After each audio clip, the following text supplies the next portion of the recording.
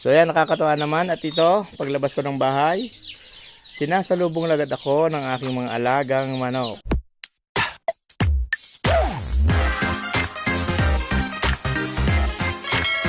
Siyempre, hindi ng aking bantay na si Whitey at si Chichi. So pupunta tayo dito.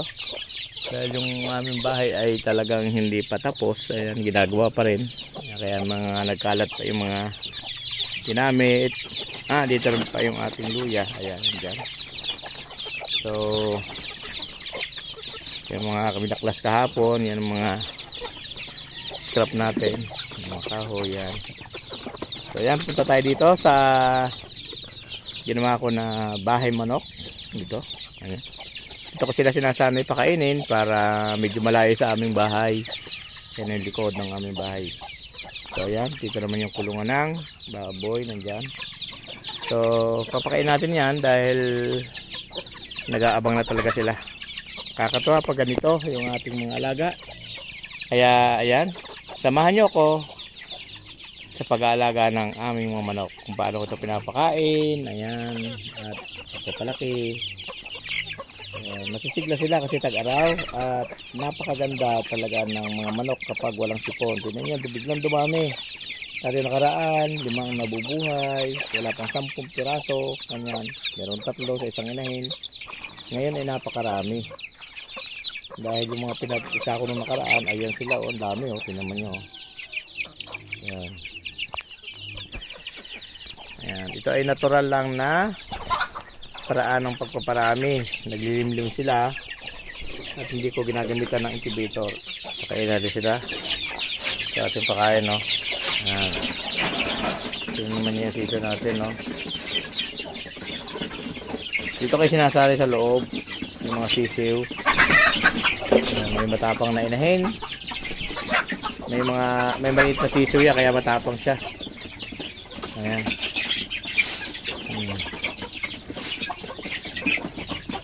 Ayan, dami, oh. Madali lang palang mag-alaga talaga ng manok kapag maganda yung bibigay natin na vitamina. Ito natural lang. Sasamahan ko lang dito sa painom ng tanglad. Ito nakalagay, tanglad, tapos yung bawang, luya. Titimpla ko siya yung katamtaman lang yung sukat. Yung hindi sila masyadong naanghangan, Saka hindi ko na inilalaga. Inano ko lang, didiktik ko lang para sariwa din lang may inom ang natural na bisa ng ating mga herbal na pinapakain sa kanila. Tapos yung mga commercial na ginagamit ko pang sipon, hindi na muna ako bumibili. Saka ayun nga, malaking tulong din sa atin yung hindi umulan, tag-araw. Pag tag-ulan at pag hindi na kaya yung aking ginagamit na to, maaaring bumili tayo ng para padagdag sa kanilang sustansya. Ganyan yung dami,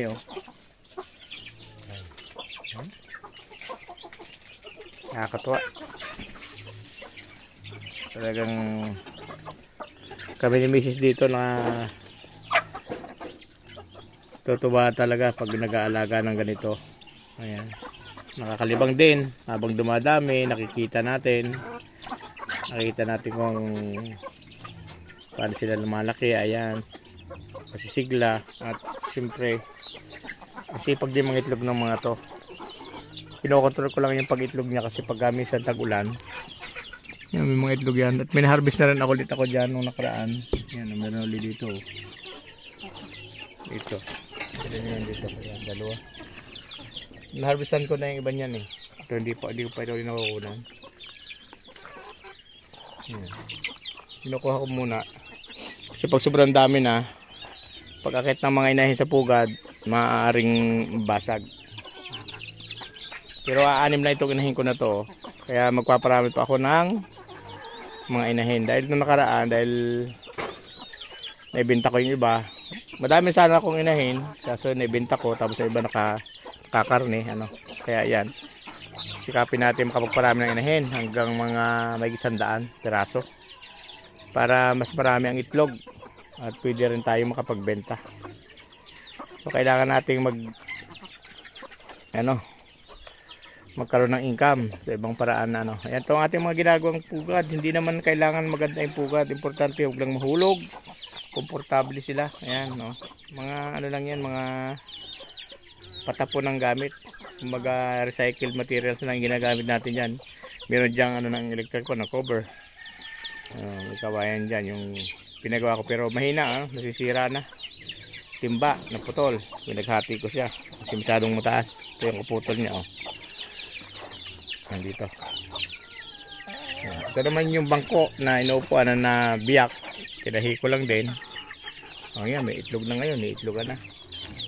Ito naman yung kaserola na medyo may butas na, ginawa ko rin pugad, iniitlogan na rin. Ito may planggana na may biyak sa ilalim. Ayan, hindi ko tinapon, ginagamit ko lang ganyan pa itlogan ng manok. Bale hindi tayo bumili kasi matagal din niyang gamitin. So ganoon lang po yung pamamaraan ko para hindi na tayo masyadong magastusan, no? Diyan din yung ating mga dragon fruit katabi, saging, niyog, yan dito. Kaya napakaganda kapag labas mo ng bahay dito sa ganitong probinsya, makikita mo na agad yung kagandahan ng kalikasan. Yan, pag sikat ng araw, mapapatanaw mo na yung mga maraming bunga ng mga nyog, yung pinag-iingka, may ganito, may mulberry, may ibon, yan, nahuli siya, yan, yan. Ang tawagin dyan ay kuring dagat dito sa amin. Yan. Iba't ibang klase ng ibon na nandito. So ito, puntahan naman natin itong aking ibang mga taniman. Ayan. Kalibot dito yung aking mga kalamansi, inamarkot, mga talong dyan, mga honeybee. Yun ang aking bodega, pinagawa rin niya kasabay itong bahay nito, ano. Kasi nagpa-repair ako ng bahay, nagawa rin ako doon ng bodega, yung mga gamit ko dyan ilalagay. So ayan, medyo nagkalat pa yung ibaw namin gamit. Ito yung honeybee, locust, stingless bee. Ayan, nandiyan sila. Ayan. Ayan, tapos ito naman yung ating pantanim na langka o jackfruit, no. Ayan. Tapos ito yung kakao. Meron din tayong pula niyan. At meron na rin tayo dyan na guyabano, sobrang tamis. Ito yung ating mga halaman naman natin. Napangpaganda sa ating paligid ng bahay. Ayan. Ito naman yan. Napaparami tayo ng bougainvillea. Tapos may bagong lipat pa rito na alagaan na rin natin dyan sa puno ng nyug na yan. Ayan na to. May laywan na rin dyan. Halos lahat yan meron. Tapos dito. Kaya kung papansin nyo, yung mga ginagamit ko dito, mga ano lang to. Mga patapon na gamit. Na nakikinabangan pa natin. Ito yung guyabano na sobrang tamis. Magbibinhi ako nito at hindi talaga ito, walang asim kapag nahinog. Napakatamis ng guyabano na ito. At pag madami, at dami na akong ganito, ayan, makakapagbahagi na rin ako sa iba. So gusto magtanim ng guyabano na walang asim. Napakatamis talaga nitong guyabano na to. Ayan. Ito yung guyabano na matamis.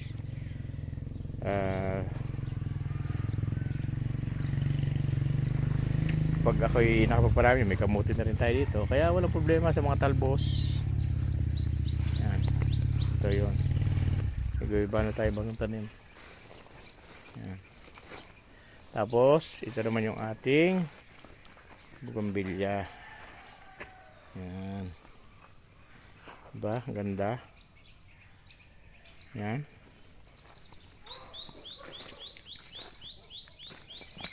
Tapos ito naman ating pinagagawang bahay. Ayan. So, nakaka-inspire talaga. Pag dito ka sa bundok, namumuhay. Kunti lang ang gastos, hindi masyado lahat bili. Pag may gulay ka dito, okay na, makakaraos ng isang kainan, ano. Ayan. Ito ating kumpleto rin tayo dito sa mga halaman. Iba't iba rin ang mga tanim. Ayan, may mga saging din tayo dyan. Ayan, langka, niyog, nga, dragon fruit, rambutan, meron din dyan.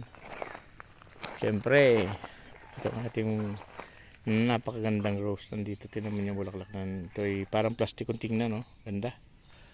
May mga orchids din tayo dyan. Yan. Wala na nakalipas yung bulaklak eh. At dito lagi ang napakaganda kong libangan. Ito mga bulaklak eh, no? Yan yung mga isda na yun nandyan sa fish pan. Yan, bumubulaklak na snake plant to. Bumubulaklak na. Yan, talaga namang hindi pa ayos ang ating nagagawang bahay. Ano? Yan.